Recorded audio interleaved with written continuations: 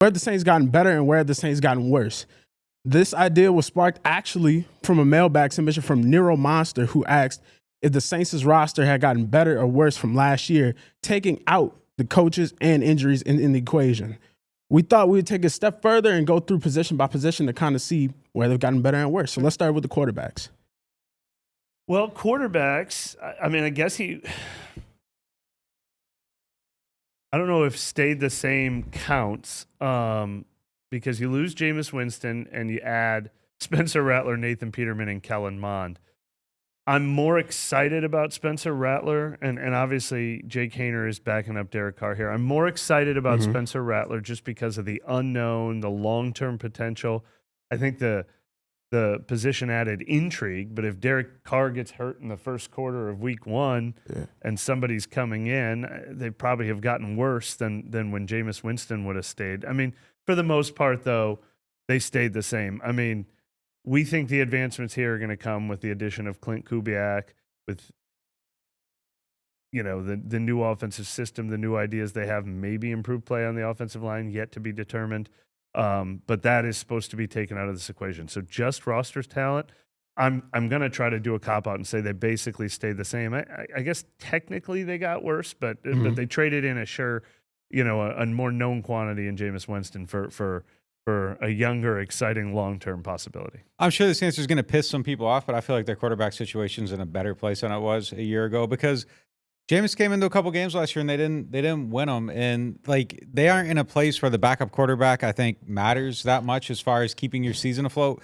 If you told me I could trade in Jameis Winston for 2 lottery tickets with Rattler and Jake Haener, I would probably go with the younger guys, given where their team is at right now. Now, if they were a Super Bowl contender, I would rather have Jameis Winston on the team, but given where they're at, like I think Jameis is better for Cleveland's situation than Spencer Rattler and Jake Haener would be, because if Deshaun Watson goes down, Jameis might be able to keep their season afloat. I don't think the Saints roster is strong enough for like a backup to come in and keep it afloat. And I think you just let it sink. Like if they go down, let it sink. If one of these young guys saves it, he saves it. But for practical purposes, I like their quarterback room better right now than I did a year ago, just because of the DNA of this very specific situation. Well, they also save money, which, it's a lot cheaper to have the rookies than Jameis Winston. But I guess if we're supposed to attack this question like we're Vegas and we're putting an over-under on this team, that win-loss totals, I mean, likelihood of winning games if these guys play might have taken a little dip, But we don't even know that for sure because, as you said, Jameis Winston has done good things for the Saints in the past. That was not last year. Yeah, he's done good things when he started. Yeah. Let's hit the receivers. This is one where I guess you have to say worse because Michael Thomas is gone now. But again, if we're talking what did Michael Thomas actually do for this team last year, he wasn't around long enough to make a big impact. But Cedric Wilson, Equanimeous St. Brown, Stanley Morgan, the rookies, Bub Means, the return specialist, Jermaine Jackson, none of those guys is anywhere near what Michael Thomas was, even in the handful of games that he played healthy. So I don't think they took a big hit here, but they're worse. Yeah, I think they're worse. I mean, they didn't replace the Mike Thomas level player right out of the gate. I mean, I think they're fine overall. I mean, I don't think it's a significant drop off, like just because Mike's been hurt in the past. So I don't think it necessarily changes the trajectory of the season or whatever, because I don't think that you can project 16, 17 games for Mike at this point, just being fair to the situation. So they got worse, but their depth might be better. Depth might be better. I'd rather have I'd rather have Cedric Wilson than Lynn Bowden or Keith Kirkwood. I'd probably rather have the I don't know, St. Brown kind of feels like there might be something there. There might not be, but I like the unknown versus, the known with the other guys. Even if they end up being the same, you can lie to yourself in May and say, hey, maybe St. Brown could be someone. Like, so I kind of like that part of it better. But yeah, I think losing Mike and not adding a Mike level player makes you worse at the position. Although, counter argument, I think we're going to get to some positions later where we're just talking about the current players are getting worse because they're getting older. This is a very young position where Chris Olave, Rashid Shaheed, and A.T. Perry should all have their arrows pointing up. Like just playing their age and development should make them better too. So we'll say worse because Michael Thomas is gone. They didn't replace him, but Everything else about this position, the trajectory should improve. Definitely better than the second half of last season when Thomas wasn't a part of it. Now let's go to tight end where they've only added one person, but they only lost one person. I mean, I'm sorry. Let's go to fullback. This is running back and fullback combined. So, I mean, the answer is they stayed the same. They've got Alvin Kamara, they've got Kendry Miller, they've got Jamal Williams, and they've got Adam Prentice. They added Xander Horvath to compete with Adam Prentice. They didn't draft a running back. Alvin Kamara is a year older. Jamal Williams is a year older. Technically, I think just age and the history of that position, they should take a step back, but Kendry Miller should definitely take a step up. Again, we're taking coaching out of the equation. I think all these guys are going to perform better, but I mean, they just very literally stayed the same at running back, I think. I actually like Horvath is one of my favorite signings of the offseason. I like it. Yeah. He fits the profile of what they like in the fullback, this type of offense. He's got a lot of receiving ability. He's got some ball carrying ability. I feel like he's somebody that might be able to move around a little bit. He feels handpicked by the coaching staff. I like him. I like the addition of him. I don't know. I might be talking myself into something that isn't there, but I feel like he's going to give you more out of that position. If they get more out of that position, I think it's good for the scheme. Scheme aside, it's impossible to take scheme aside, but I mean, do you feel that group? What do you think of the arrow? I mean, obviously we expect so much more from Kendry Miller. Do you expect no drop off from Alvin Kamara compared to last year, which was the lowest yards per carry of his career because the running game was so bad? Or do you expect slight drop off for Alvin Kamara? Where are you on that? I feel okay about Alvin. I don't think there's going to be much. If they block a little bit better and they build the run game better, even if he falls back a little, I think it's probably a wash. I expect him to kind of be the same. I feel like maybe you get more games out of him this year because he had the suspension last year. If Kendry's healthy, I don't think Jamal Williams can be any worse than he was last year. So I'm going to say slight up. Okay. Sticking with the running back, E. Flint in the chat said, do you think Kubiak's scheme can get Alvin Kamara back on track for the Hall of Fame? No, I think that ship has sailed. I mean, it's been too long. I mean, they lost it after 20. I think there was a chance. I think, there was an injury-plagued season in there. 20, I think, was the best he had ever been. And then I feel like just the gross misuse of him after 20 kind of took him out of that conversation. So I don't see it for him. I mean, I thought I would have bet that it was probably guaranteed for him and Mike at one point, and I don't think either one of them are going to end up there. Ramczyk too. I thought Ramczyk had the best shot out of all of them. I don't think he's going to get there either. I mean, I think that's clear. I think it's gone for all of them. Yeah, he's at 10,000 career all-purpose yards. His rushing career yards is only 5,800. Touchdowns are really nice. He could still get to, what is he at? I mean, he would need some special seasons. Yeah, it's just the longevity. I think he could have another bounce back season, but can he have 4 more? That's the tough part. Yeah. They just didn't get it done with him the way it needed to get done, and it's too bad because he was kind of one of the names of the league, one of the faces of the league. I think he had everything going for him. All those historical things every week we'd say he's the first since Gale Sayers to do this. And yeah, I mean the trajectory really took a hit the last couple of years. Yeah, let's roll the tight end now. We got Dallin Hooker, and then we lost Jimmy Graham. I mean, technically, I'm going to say they got worse because they lost Jimmy Graham, but he was so unused, barely a part of the team last year. It's really stayed the same. Yeah, I'll give you that. I don't think the needle's really moved at all on this one. Let's go to offensive line. Here's a worse, but Nick made the point that if Fuaga is really good, then he could outplay what Ryan Ramczyk looked like when he was playing hurt most of the season. Ryan Ramczyk said his knee started bothering him in week 1, even though he had a really good offseason. James Hurst obviously retired. He didn't have his strongest year last year, but Andrus Peat, I think, played really well. He's not back. So, even if Fuaga performs at the level of Ramczyk, I still think they got worse. I mean, this is the position on the roster where they got the most worst, I think.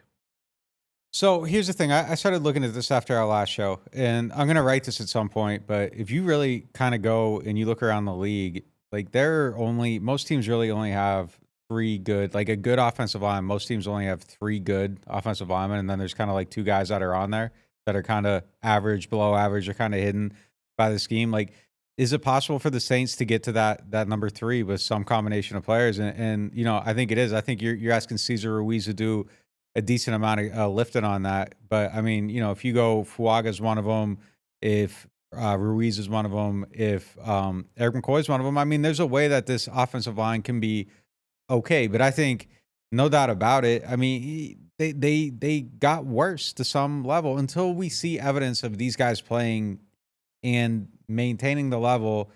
I don't know what Uli Udo is going to be. I don't know if he's the Andres Pete replacement. I don't know if Fuaga's the Ryan Ramczyk replacement. I don't know who the James Hurst swingman replacement is. I don't know if Trevor Penning's going to be anything. I mean, so until we see those things, I think you have to veer towards worse. But there is a reality where they could be okay. Like they might find a way to be okay, but they might not too. So it's just so much up in the air. But today, as you say it, like objectively, there is no way to say this arrow is pointing any other direction but down. I agree with your point that the level Ramczyk played at last year is not irreplaceable, and Andres Pete last year is not irreplaceable, and James Hurst last year is certainly not irreplaceable. But even if you replace those three guys, their offensive line was lousy last year. They were, as we said the other day, they were 31st in the league in yards per rush. Early in the season, they were not protecting Derek Carr. So just replacing those three guys gets you back to lousy, So replacing them and then going even further and upgrading is going to be really, really difficult. Eric Marcus 24 and Joshi both kind of had a similar question in the chat. They said basically, does Fuaga getting Pete 75 close the door on the return? I mean, that's kind of superficial, but you guys can go ahead and analyze it. That's interesting. I didn't even think about that. I mean, a little bit. I think Pete just not being on the team at this point probably is starting to close the door. Now, July, if he's still unsigned and there's no money on the table, could they bring him back? I think it's just probably waiting it out to a point to see where the price is. I think if the price gets low enough, there's definitely a pause. I think it should be mutually interested at a certain point. But it feels like they've moved on from him. It really does. I mean, that might seem trivial, but that's definitely a signal that they don't already have the handshake June 1st agreement in place. Yeah.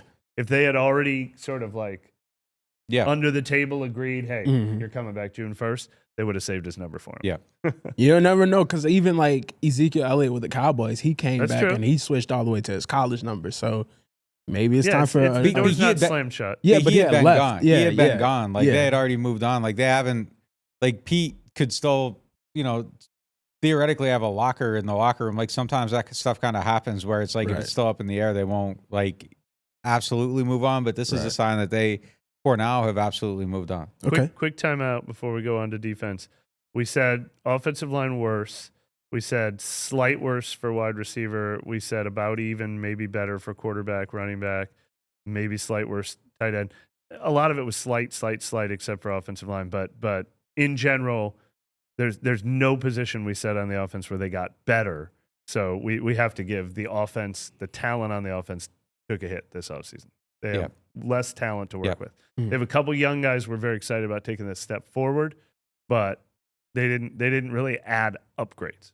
You know what, though? Overall, though, I feel better about the offense than I did. I do. More bang for the buck. Yeah. I feel better. I like about having the young guys that are going to get opportunities. And I like the coaching. I mean, I think you could say that they've lost talent, but I think they'll make better use of the talent they have. So I think the offense is going to be better than it was a year ago.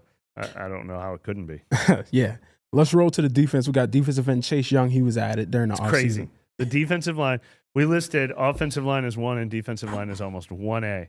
That is the only difference at defensive end, but it's a good one. It was their marquee free agent signing, so they got better. Yeah, so Cam Jordan is going to probably take a further step back, and maybe Tano Passanio will take a step back too, but I still say better. Yeah, I agree. It's weird when I look at the team, I don't even consider Chase Young as part of it. Because he's such an unknown. Yeah, when you're looking at the talent equation, because he has like this injury and stuff, it's weird. Like completely somehow I have this thing in my head where it's just like I discount him to like nothing, and he might be a huge part of this team this year. It's just the whole way it came in. It was just kind of like, I don't know if you're following like the Drake Kendrick beef, but it was like they got Chase Young, and that was like Failing Matters dropping, and then like the injury was like Meet the Grams, and it was just like it took all the excitement out of it. Yeah, and this should be a good signing for the team. And if Chase Young can show up and do his thing, like it could be huge for them. But the whole momentum like out of the rollout like was just evaporated because of the way it was just like, oh, they got this guy, and like everybody felt great about it, Right. and then bang, he's out of here. Right. No, you're exactly right. Like this should be a major win. They kept everybody and added Chase Young. This should be like they got way better, but instead we're like, maybe their defensive line got better. There's just maybes all across the board. We don't know what they're still going to get out of Cam Jordan. We don't know if they're going to get anything out of Peyton Turner, Isaiah Foskey. Does Granderson have another step to take forward when he showed like he was going to do that at the beginning of the last year and then leveled off a little bit? And Tano Passanio. I mean, I do like that they have all those names I just listed there, but are they going to improve what has been a declining position? I don't know. I'll say better. Yeah, I'll say better. Yeah. Without question. If we're just basing it on personnel, no Yeah. question. Definitely got to hope Chase Young doesn't get hit with like a cease and desist from playing and then he recovers. Let's go to defensive tackle where you added Christian White, but you lost Malcolm Roach. Yeah, I think Roach is like low key a little bit of a loss for the team, Yeah. but I think overall they'll probably look. I'll say they'll get better because I think Brian Brzee is going to be better in year 2 than he was in year 1. So Sure. I think that uptick's a little bit better. I don't know how much they're counting on Christian Boyd immediately this season. So I mean that is a little bit of a hit there. So it's kind of like an equal sign to me, but I'll say a slight improvement. Oh, I would say slight worse, but I mean, I agree with you. Like losing Malcolm Roach is kind of, similar to some of the losses we talked about, but I mean, it even more than losing Jimmy Graham, I think. But even if you want to put it on that category, I mean, they didn't replace him with someone better. But yeah, I do agree. Brzee's arrow should be pointing up. Shepard, Saunders, arrows pointing equal. I'm not necessarily more optimistic about those guys, but Malcolm Roach is gone, and no one else is a proven run stuffer yet. So I'll say slightly worse. Nathan Shepard is the one dude on the team nobody talks about. Yeah. And he kind of got less hype than his counterpoint Yeah. last year, and I think he had a better season. I think he's a better player. I think he's solid. I think he was a solid addition. I think he just somehow he kind of like it's like he doesn't exist, but like he's a solid player for the team. Well, That's it. Someone needed to say it. That's it. That's it. Colin That doesn't need to go anywhere. Colin Saunders and Nathan Shepard. Like if we had to rank most in the public eye and least in the public eye, I think Saunders is 1 and Shepard is 53 on their roster. No doubt about it. And Saunders had like the fun offensive role and all that. So I get it, but I think Nathan Shepard is he's a ghostwriter with hits. Yeah, there you go. Let's go to linebacker where you have a contender for a starter in Willie Gay. You got Khalil Hudson, Jalen Ford, but you lost Zach Bond. Yeah, I think this is maybe the easiest better we've had yet. Well, D-end was an easy better because they added Chase Young, but Willie Gay Jr. for Zach Bond alone, I think was a slight upgrade. Oh, I think it's a massive upgrade. Right, but I mean, okay, definite upgrade. But like you lost one guy and you got a guy who should be better. But then you add in the fact that they add veteran depth in Hudson and an intriguing draft pick in Ford. It becomes a runaway better. Yeah, like Zach Bond plugging a hole like in this just he was like the guy that showed up with like a sip of Dasani in a desert last year. Like everybody just kind of hypes him so much because he gave him a little bit of pass rush. Yeah, but like that guy, come on, man. Like no. Like he's not a big loss. It's just a guy that was a bad draft pick, didn't give him nothing, gave him a little bit for a couple games, and I mean no disrespect, but like he's just become this like talking point, and I'm not with it. with it. I do agree with you. I think it's an upgrade too, but I've been told by the internet that the Eagles, everything they do is genius. They paid Zach Bond more money than the Saints paid Willie Gay. They use a scheme where I think he'll be better utilized. So he might go there and be great, but like being here, like there just wasn't a fit in their scheme. And Zach Bond isn't a scheme changer. It isn't like you have to find a way to like, how do we use this guy? Like, no, he's not that. Like if you had ended up with, I don't know, some other guy that's a great 3-4 outside linebacker, Micah Parsons or something. It's just like, you might change up some of the stuff you do to like suit a Micah Parsons type player. You might change up the coverage you play to make like prime Stephon Gilmore a better part of your defense. Like Zach Bond isn't a guy that you switch up, but he does fit the profile of pass rusher they get something out of. So yeah, I expect him to go there. I expect him to be good. I expect the internet to say that the Saints were idiots for letting him go, but whatever he does in Philadelphia was not going to happen here. Yeah. Let's hit cornerback who, I mean, it's hard to say that this isn't a just complete ad. Massive upgrade. Yeah, no question. I mean, big mystery on whether Marshawn Lattimore is going to be a part of the team. If he ends up in the losses column, then then we revisit this. But Mickey Loomis again said the other day that the two are not related, and he is not actively trading Marshawn Lattimore, which, even though that feels like a code word or something, I believe him. I mean, I think the Saints are, just as they've always been, willing to consider, but not actively, like they haven't already decided he's gone. So if all we're doing is adding McKinstry and losing Yadam, this is the big upgrade for this team. As of today, no doubt about it. It's an upgrade, but definitely a tenuous situation. And now let's hook to safety, where I think availability kind of was a problem with the people that we lost, but, we added Will Harris. I mean, the Saints added Will Harris. Yeah, I mean, this is a negative. I don't disagree with their decisions financially to move on from Marcus May, who was due a lot of money, and Lonnie Johnson Jr., who got a slight bit more than the Saints were going to pay him. And, Will Harris could add some depth. But, I mean, just looking at the names on the list, they took a hit. And their depth took a hit, and there's question marks at this position for me. Yeah, I agree with everything you just said. I think it's definitely a little bit of a step back. I mean, yeah, I don't really have anything to add to what you said. I think you nailed it. I mean, I think that it's a little bit of a hit, and there's still some questions to answer. All right, now let's go to the specialists. The Saints added. Rolling back though, financially though, yeah, bang for the buck. When you figure in dollars and everything, I would rather they spend their dollars somewhere else than there. They didn't lose there's nobody in a loss column outside of Ryan Ramczyk, and that's injury related, and it's an injury question mark. But there's nobody in the loss column that I disagree with the financial decision the Saints made this offseason. I agree. Not one. Connor Nunn in the chat asks, can the Saints defense carry this team in 24? If Kubiak doesn't call 40% play action, will Nick pummel him? Can the defense carry this team in 24? Carry is strong because I don't know what they're going to be in the front, but if they maintain the roster they have now, secondary with the cornerbacks they have, even with the loss at safety, I think the secondary should be borderline elite. There's no excuse for it. The level of talent at cornerback, I'm going to have to look at the rest of the league, but I would be surprised if the Saints aren't in the top 5 in that conversation. And they, 1 to 4, they might be number 1. Like they have a really good room. And again, I don't know the whole league, so that might be like overstating things slightly. So that group should be really good. I think the linebackers should be really good. It's just that defensive line, but 40% play action. I mean, look, if that number is low, like it's going to be like being sold, it's some snake oil straight up. Like if that number isn't high, like we've been sold a lie. And unless he takes the Shanahan thing where they get the play action looks without actually doing play action. Like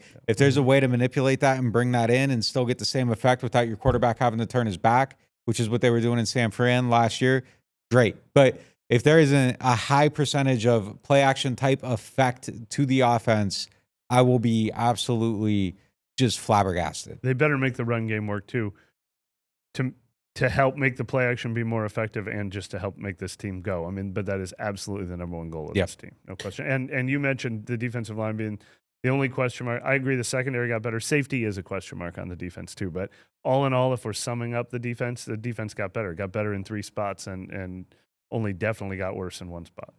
Now let's go to the specialists. The Saints added Charlie Smith and punter Matthew Hayball. It's competition for the guys from last year. And since they lost nobody, it can only get better. Yeah. Throw Jermaine Jackson on that right. list too. I put him on the returner. Receiver, as a returner. Yeah, he's somebody that should figure into this mix.